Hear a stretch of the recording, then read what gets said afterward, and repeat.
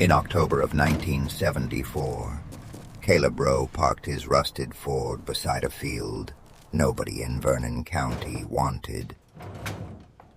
96 acres, not rocks, not swamp, not timber, good-looking ground, at least from the road. But inside the fence line, the soil had a strange gray cast. The grass came up thin, and every spring, the first green shoots seemed to lose the will to live before June. The locals had a name for it, Ash Hollow.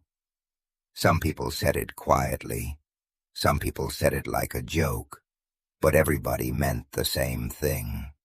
That land was finished. Caleb was 28 years old.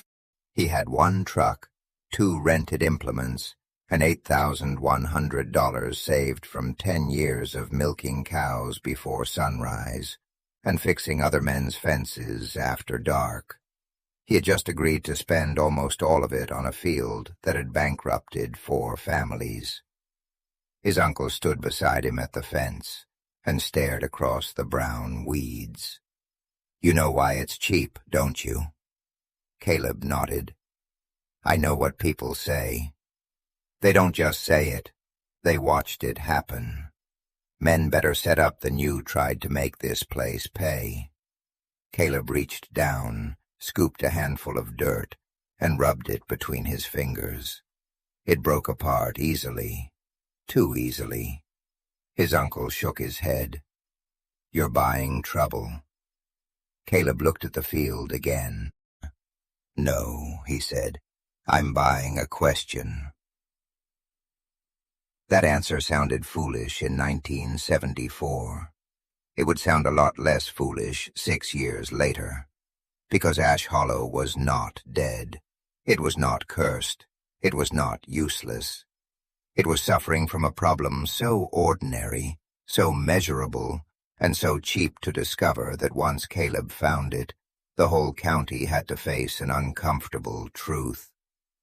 For nearly 30 years, everybody had been afraid of the field. Nobody had truly examined it, and the difference between those two things was worth a fortune. Ash Hollow had not always been a warning story. Old county maps showed it as part of a dairy place owned by the Brenner family in the 1930s. It grew oats, hay, and corn silage well enough to keep cows fed and bills paid. Then after the war, something changed. The first signs were easy to explain away. One spring was wet, the next was cold. Then a stand of oats came up yellow from one end to the other. Then the hay thinned out. Then the corn grew waist-high and stopped. The Brenners blamed weather. Then seed. Then bad luck. By 1950, they had sold off their cows. A second family bought it cheap and lasted 5 seasons. They plowed deeper. They spread manure. They planted earlier. They planted later. The result barely changed. The field gave them just enough hope to spend more money, then punished them at harvest. A third owner tried fertilizer by the truckload. A fourth tried alfalfa, rye, and sorghum. The alfalfa failed first. The rye survived, but looked starved. The sorghum came up like it was apologizing for being there. By the late 1960s, Ash Hollow had become a landmark. Not a farm, a warning. Parents pointed at it from truck windows. That's what happens when land goes bad. Bankers used it as an example of risk.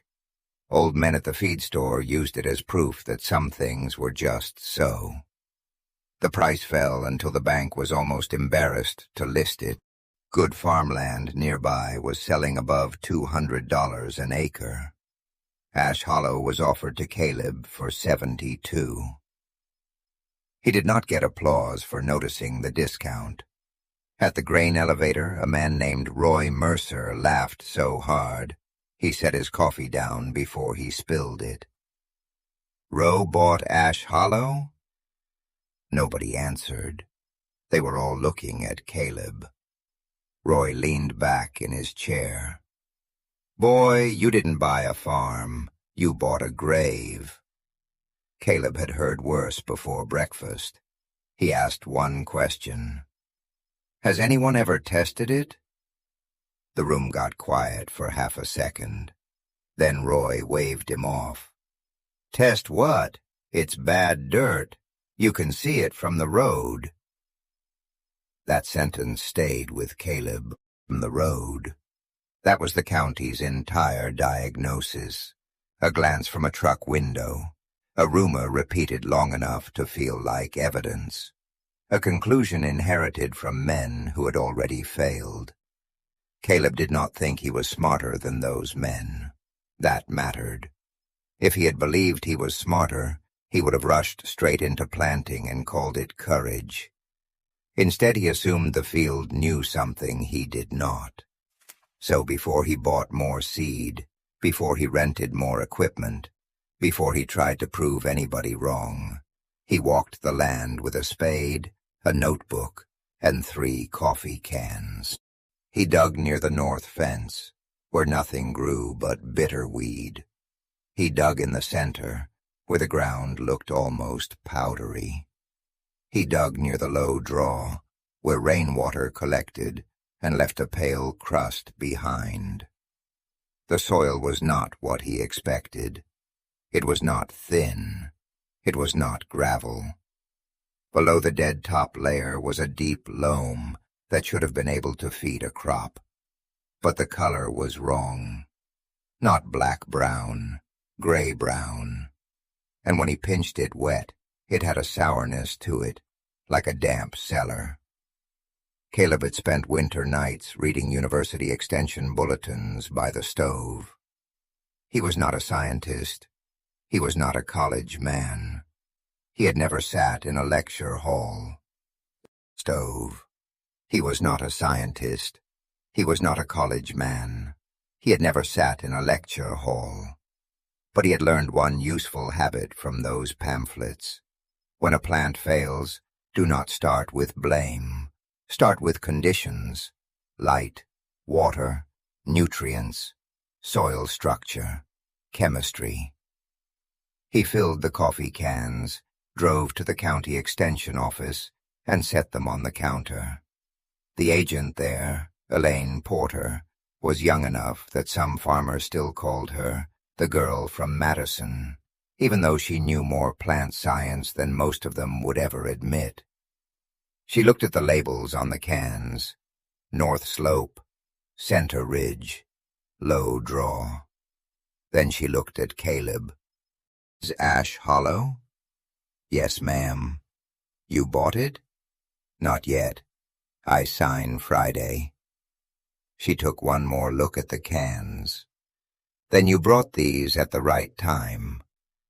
Caleb asked if the office had old records. Elaine pulled the file drawer and searched. There were aerial maps, tax records, yield estimates from better decades, a bank foreclosure notice, but no lab reports, no pH history, no nutrient profile, no lime recommendations, nothing that showed anyone had ever asked the soil what was wrong. Elaine frowned at the empty folder. All those years, and nobody sent a sample through us. Caleb stared at the coffee cans. "How much?"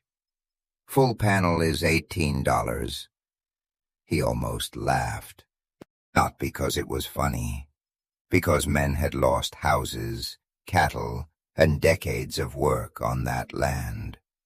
And the first honest question cost less than a tire patch. The results came back 12 days later. Elaine did not mail them. She called Caleb and told him to come in. When he arrived, the lab sheets were spread across her desk. She tapped the pH column. "Here's your culprit."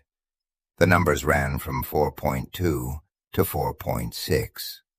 Caleb knew enough to understand that was bad.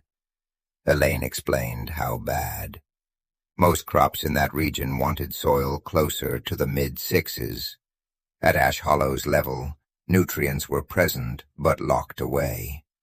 Aluminum and manganese could become toxic.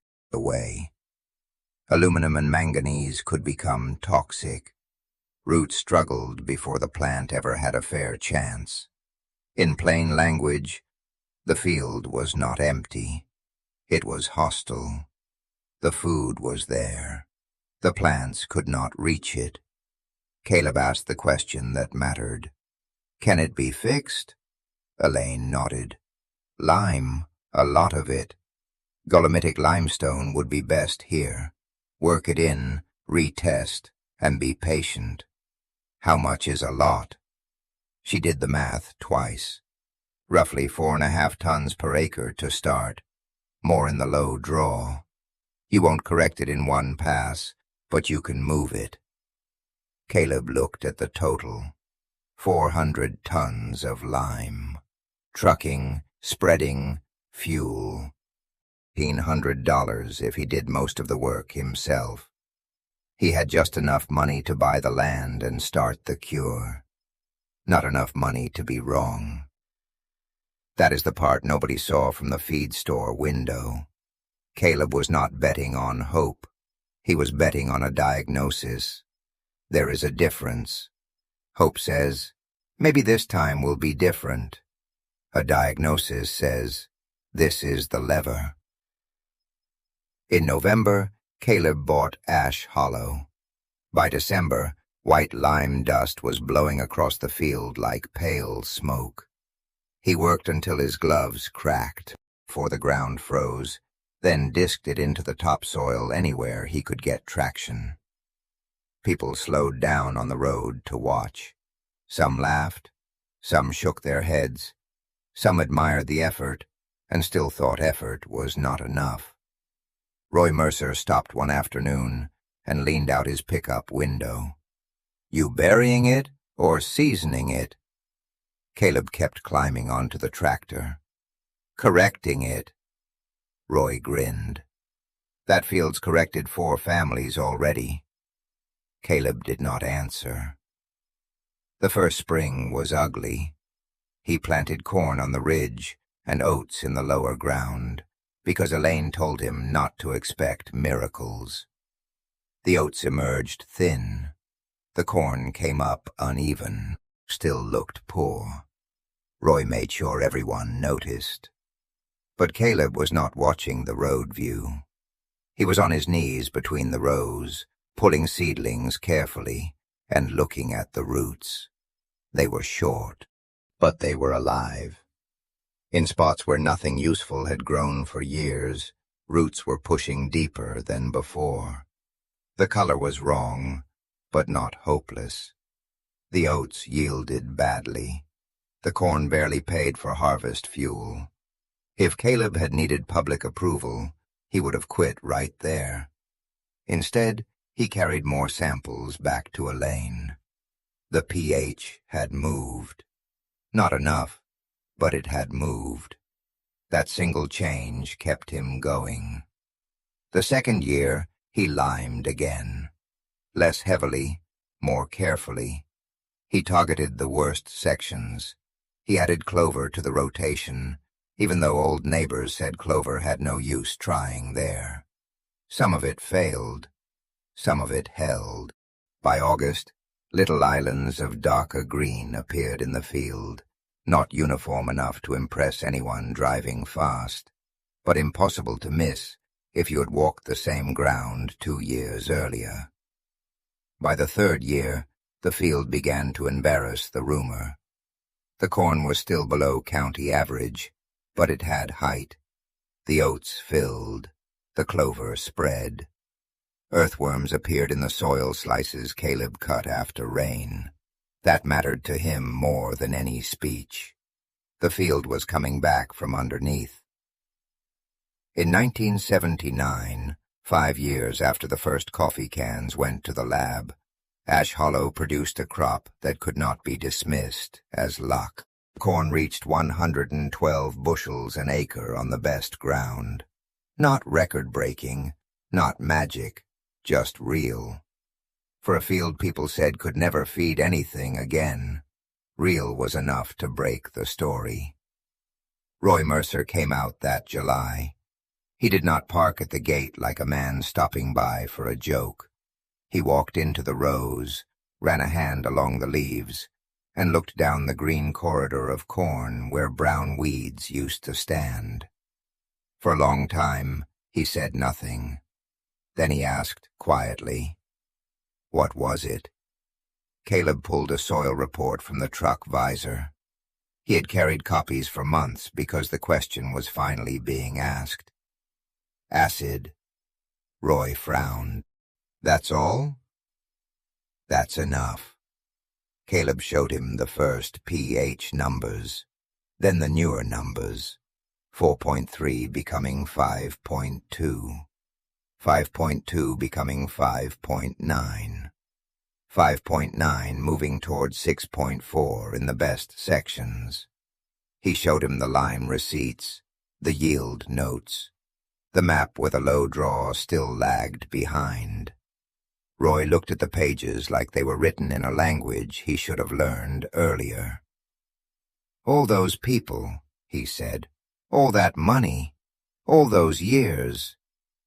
Caleb folded the papers. They were fighting the field without knowing the fight. Roy turned back toward the corn. "We said it was bad dirt." "It was sour dirt." "We said it was dead." "It was locked." "We said it was cursed." Caleb did not soften the answer. "You stopped asking after that word." That was the sentence that traveled farther than the harvest numbers. You stopped asking after that word, because cursed had done something very convenient for Vernon County. It had ended the investigation. Once the land had a label, nobody needed to be curious. The families who failed were not lazy. That was the cruelest part. They had worked hard. They had tried sincerely. They had spent money they could not afford to spend. But they kept changing the visible pieces: seed, timing, machinery, fertilizer, labor. They never changed the invisible condition controlling all of it. That is how people can work themselves into ruin. They do nothing, because they do everything except find the lever. By 1981, other farmers were carrying jars and coffee cans into Elaine Porter's office. Not because she advertised more, because Ash Hollow had become impossible to ignore. One man discovered his south pasture needed lime. Another found potassium deficiency in a field he had blamed on weak seed. A third learned that one hilltop dried out too fast for the rotation his father had always used. None of these discoveries were dramatic. That was the point. The county did not change because of one miracle. It changed because one visible failure proved that invisible conditions could be measured. Elaine later said the most important thing Caleb did was not fixing Ash Hollow. It was making uncertainty respectable. Before that, bringing soil to the extension office felt to many farmers like admitting ignorance. After Caleb, it looked like management. There is a difference between not knowing and being a fool. Caleb helped people see that the fool is not the person who asks. The fool is the person who needs the answer, but protects the assumption. The money followed. Caleb had paid $6,912 for the land. By 1980, the assessor valued it above $40,000. By 1986, even during hard years for farmers, Ash Hollow held value because it produced and because Caleb had little debt against it. By 1992, the farm papers valued comparable ground near $850 an acre. The field everyone warned him not to touch was worth more than $80,000. But Caleb never liked when people reduced the story to profit. The money was only the visible proof. The real profit had happened earlier, in a county office, when an empty file drawer revealed that everybody had opinions, and nobody had measurements.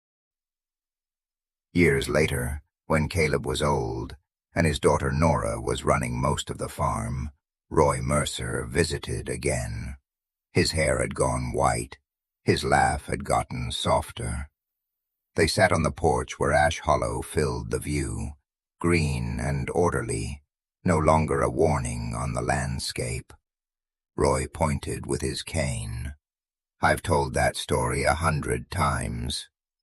Caleb smiled. "You make me sound smarter than I was." "No," Roy said. "I make the rest of us sound exactly as certain as we were." They watched the rows move in the wind. Roy said, "You know what bothers me?" "What?" $18. We all had $18. Caleb nodded. Roy kept going. It wasn't the price. It wasn't the distance to the office. It wasn't that the test was hidden from us. The thing we couldn't afford was looking like we didn't already know. Caleb did not answer quickly. Then he said, "Pride can make a cheap question feel expensive." Roy looked at the field, and pride made that field cost 4 families nearly everything. That was the truth Caleb never liked saying out loud. Ash Hollow's soil had been acidic, but the county's thinking had been harder to neutralize. Lime fixed the ground. Evidence fixed the story. Caleb farmed that land for 40 years. He never became rich in the way people imagine. He did not build a mansion or buy half the county. He never became rich in the way people imagine. He did not build a mansion or buy half the county. He built fences that stayed straight, kept records that made sense, and taught his daughter to test first and guess later. Nora grew up believing soil reports were as normal as rain gauges. Her son Miles later studied agronomy online, using a laptop at the same kitchen table where Caleb once read extension bulletins under a yellow lamp. To Miles, Ash Hollow was not a haunted field. It was a case study, a reminder that every acre is telling the truth somehow. You just have to learn the language. When the County Agricultural Society placed a small marker at the roadside, Caleb argued against it. He said a field did not need a monument for recovering from a bad reputation. They put it up anyway. The marker was simple: Ash Hollow Field, cold barren for nearly 30 years. In 1974, Caleb Rowe asked why. An $18 soil test revealed severe acidity. Lime and patience restored the land. Sometimes the first crop is a question. Caleb stood beside the sign at the dedication, with his hands in his pockets, looking like he wanted to be somewhere else. Someone asked what lesson people should take from it. He said, "Don't let a name do the work of an answer."